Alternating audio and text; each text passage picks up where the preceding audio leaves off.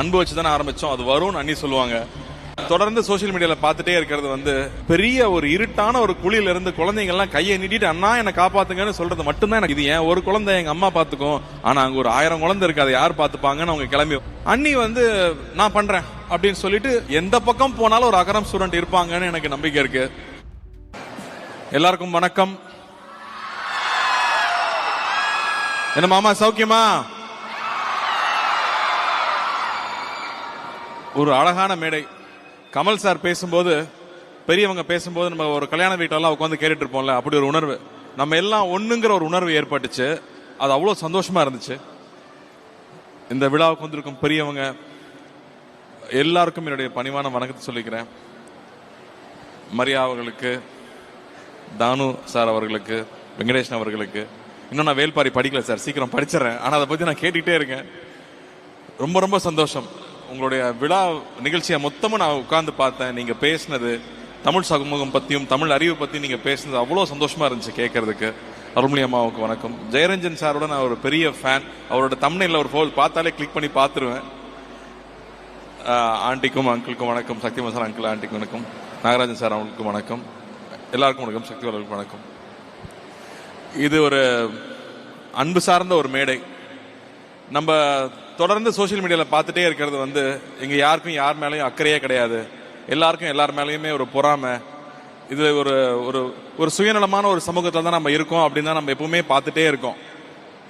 ஆனா இந்த மேடையை விட ஒரு அழகான ஒரு மேடை இருக்க முடியாதுன்னு நினைக்கிறேன். ஏன்னா இங்க எங்கேயோ இருக்கிறவங்க தனக்கு எந்த வகையிலும் தொடர்பில்லாத இன்னொருத்தங்க நல்லா இருக்கணும்னு சொல்லி அவங்க நமக்கு திரும்ப எதுவுமே செய்ய மாட்டாங்க, ஆனா அவங்க நல்லா இருந்தா போதும்னு செஞ்சதுதான் அகரம்.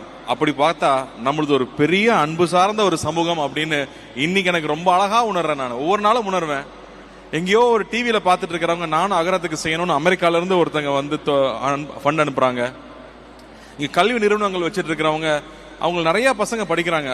ஆனா எந்த பையன் படிக்கணும்னு ஆசைப்படுறான், எந்த பொண்ணு படிக்கணும்னு ஆசைப்படுதோ அவங்களுக்கு போய் கல்வி சேரணும்னு சொல்லி இலவசமா கல்வி அளிக்கிற அவ்வளவு பேர் இங்க இருக்காங்க. அவங்க ஒவ்வொருத்தருக்கும் நன்றி சொல்லணும். ஏன்னா அந்த குழந்தைகள் அன்னைக்கு வெற்றிமாறன் சார் பேசும்போது ஒரு வார்த்தை சொன்னார் இல்லையா, அகரம் இல்லைன்னா அவங்க வாழ்க்கை என்ன இருக்கும்.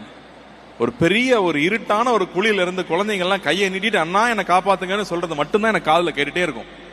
ஏன்னா ஒவ்வொரு வருஷமும் அகரம்ல வந்து நான் கேட்டுட்டே இருப்பேன், எவ்வளவு அப்ளிகேஷன் வந்துச்சு எவ்வளவு அப்ளிகேஷன் வந்துச்சுன்னு. இது வரைக்கும் ஒரு 95,000 அப்ளிகேஷன் வந்திருக்கு. 95,000 அப்ளிகேஷன் வந்ததுல ஒரு 20,000 பேர் வீட்டுக்கு போய் தன்னார்வலர்கள் பார்த்துட்டு வந்திருக்காங்க. அந்த 20,000 வீடுகள்ல இருந்து இது வரைக்கும் ஒரு 1,800 குழந்தைகள் என்னமோ தான் நம்ம காப்பாற்ற முடிஞ்சிருக்கு.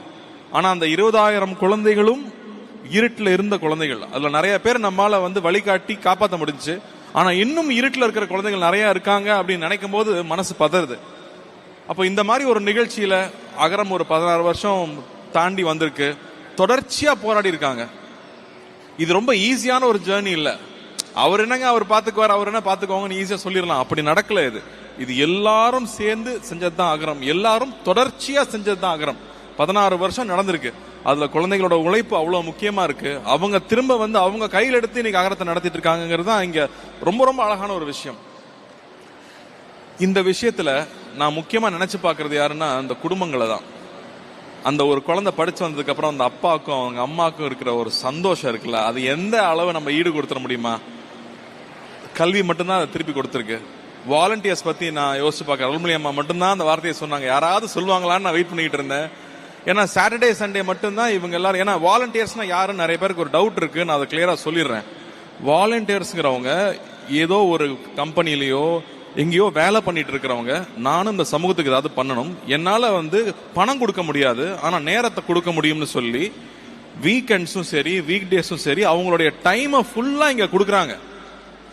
அவங்க கொடுக்குற டைமுக்கு வந்து விலை மதிப்பே கிடையாது. ஏன்னா அவங்க வீட்டுல ஒரு குழந்தை இருக்கு. நான் நிறைய வாட்டி நான் போய் பார்த்திருக்கேன்.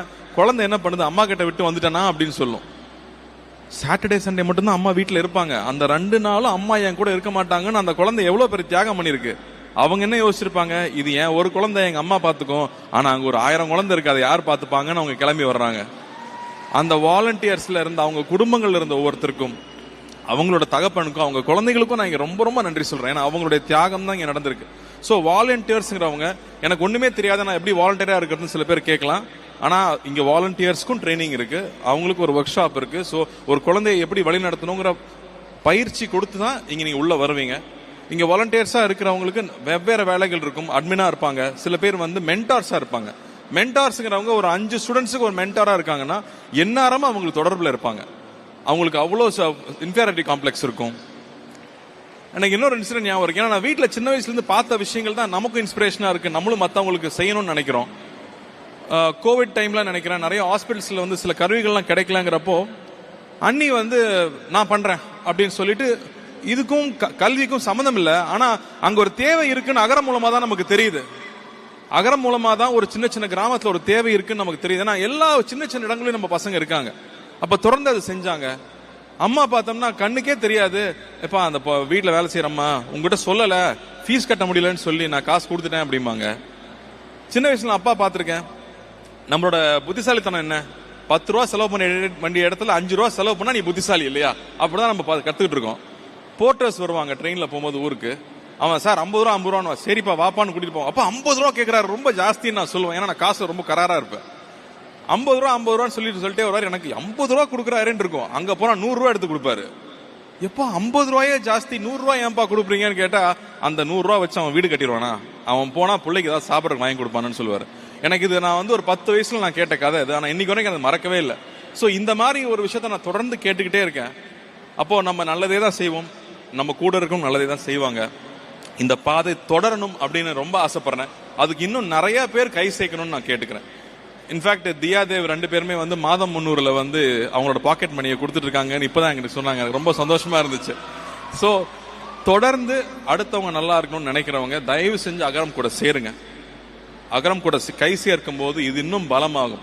இன்னும் நம்ம படிக்க வைக்க வேண்டிய குழந்தைகள் நிறைய பேர் இருக்காங்க, இன்ஸ்டிடியூஷன்ஸ் நிறைய பேர் முன் வர்றாங்க. இருந்தாலும் நிறைய பேரோட நேரமும் அன்பும் இங்க தேவைப்படுது. ஸோ எல்லாரும் ஒன்று சேருவோம். அகரம் தொடர்ந்து நடக்கட்டும், அகரம் நம்முடைய அகரமா இருக்கட்டும், நாம பயணிச்சுக்கிட்டே இருப்போம் அப்படின்னு நான் உங்களை எல்லாரையும் கேட்டுக்கிறேன். இது ரொம்ப அழகான ஒரு மேடை, இதுல ஒரு குடும்ப விழா, இதுல நான் வந்து கலந்துக்கிட்டது எனக்கு ரொம்ப ரொம்ப ரொம்ப சந்தோஷம். பசங்க எல்லாரும் வந்து இந்த மழையிலையும் தாண்டி வந்திருக்கீங்க. நீங்க எல்லாரும் பெரிய பெரிய சவால்கள் தாண்டி வந்திருக்கீங்க. இன்னும் வாழ்க்கையில நிறைய சவால் இருக்கு. அதனால தைரியமா இருங்க, உங்களால எதையும் தாண்டி போக முடியும். எதை சிந்திக்கிறீங்க, எதை பாக்குறீங்கன்றத மட்டும் கவனமா இருங்க. ஏன்னா நீங்க எதை சிந்திக்கிறீங்க, எதை பாக்குறீங்கன்றது, தினமும் நீங்க எதை சிந்திக்கிறீங்க பாக்குறீங்கன்றதான் உங்களுக்கு எதிர்காலமா இருக்க போகுது. நீங்க இன்னைக்கு இருக்கிற இடம் இதுக்கு முன்னாடி நீங்க ஆசைப்பட்ட இடமா இருக்கலாம். ஆனா இனி போக வேண்டிய இடம், இன்னைக்கு நீங்க எது நோக்கி போறீங்களோ அது இப்ப நீங்க நினைக்கணும். அதனால மனசையும் உங்க எண்ணங்களையும் சுத்தமா வச்சுக்கோங்க. All the best. உங்க கனவுகள் எல்லாம் நினைவாகட்டும். நீங்க எல்லாரும் மிகப்பெரிய ஆளா வருவீங்க. எந்த பக்கம் போனாலும் ஒரு அகரம் ஸ்டூடெண்ட் இருப்பாங்கன்னு எனக்கு நம்பிக்கை இருக்கு. இங்க வந்து இந்த விழாவை சிறப்பிச்ச எல்லாருக்கும் ரொம்ப நன்றி. விஜய் டிவிக்கு ரொம்ப நன்றி. DD thank you. டிடி நான் வந்து ஓட் ஆஃப் தேங்க்ஸ் மாதிரி மாறிட்டு இருக்கு, இருந்தாலும் மிக்க நன்றி. தேங்க்யூ.